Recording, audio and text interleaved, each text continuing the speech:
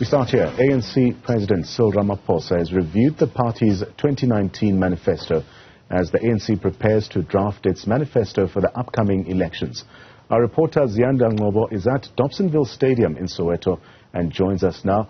Ziyanda, the ANC President Cyril Ramaphosa giving clear orders to party supporters as well as members, calling for a decisive victory in next year's election. What else has happened there?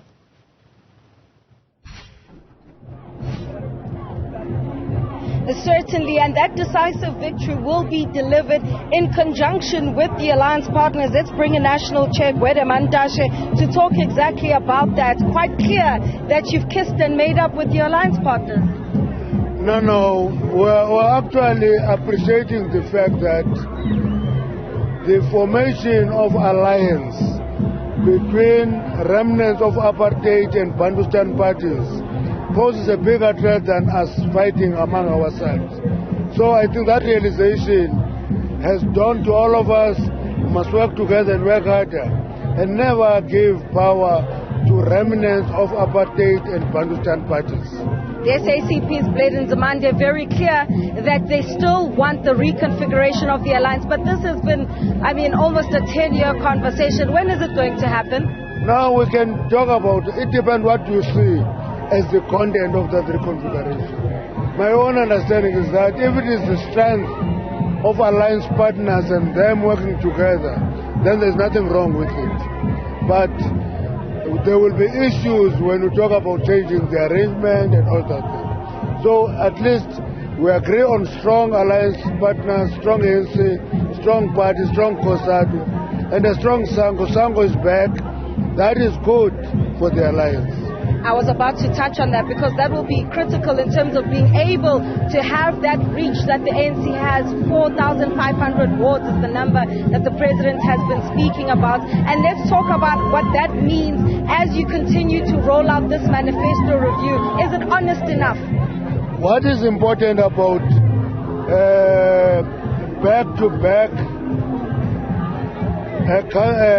branches that are based on words is that the ANC is present everywhere. Even where we are a minority, we are present. We must just strengthen our work at that level. If we do that, we are going to be better off. All right, National Chair Ngcobo there.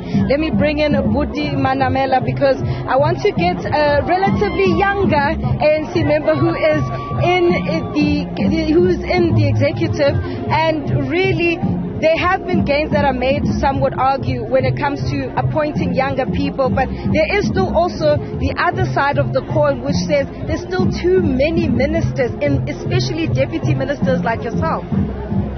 Well, if you're asking me what the president should be doing in terms of appointing ministers or deputy ministers, I suppose that's not, in my place. But I think that the commitment emerging from the ANC's conference at Nasrec was obviously that, firstly, we need competent people.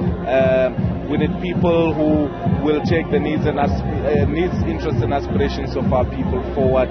Thirdly, we need leaders who are morally and ethically upstanding, leaders who have integrity. And I think at the end of the day, it is the decision of the president. There's also obviously a strong sentiment that we need to mix the leadership of the country, just as we did with the leadership of the ANC, in terms of experience, but also, new ideas coming in and all of that. And I suppose the president will look into all of those factors.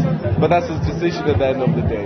Yesterday, during the high-level meeting with the presidents and editors and academia and think tanks, former UCT Vice-Chancellor Mamokgethi Phakeng raised quite sharply the issue of the youth of this country being a ticking time bomb. There's a lot of graduates going through the system but no jobs, or many people matriculating but no spaces in institutions of higher learning. That is definitely your scope.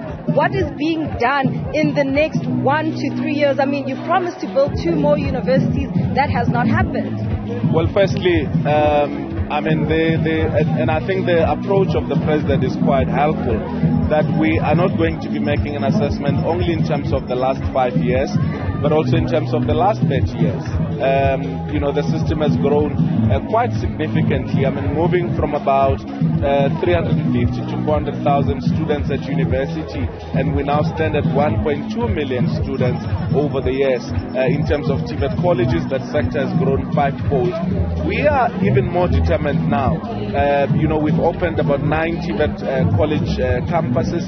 Each of the universities themselves, without even you know, the 2 new universities, has significantly grown. So there's commitment to grow the post-school education and training sector. But that's not the only you know, option. The function of employing graduates is not the function of it's not only the function of our skills strategy.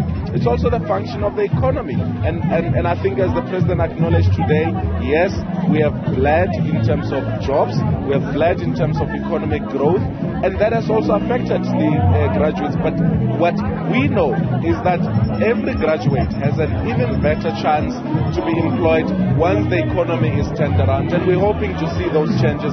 It is now, graduate unemployment is now standing at 10%, and some of the programs that we're doing to intervene, including internships, including postgraduate training program, including placing them in workplaces for them to gain experience, those are part of the package of things that we're doing to make sure that you know, the opportunities and chances of graduates being employed or creating work, you know, starting their own businesses and all of that become even much bigger. All right, Deputy Minister of Higher Education, Buti Manamela. Of course, he's also an ANC NEC member, listening in closely to the manifesto review of the President's Nhlanhla. That's our reporter, Ziyanda Ngcobo. She's out in Dobsonville Stadium this afternoon, where, of course, we heard from ANC President Cyril Ramaphosa saying that the party is not looking at a victory through a coalition, but instead wants an outright victory in next year's election.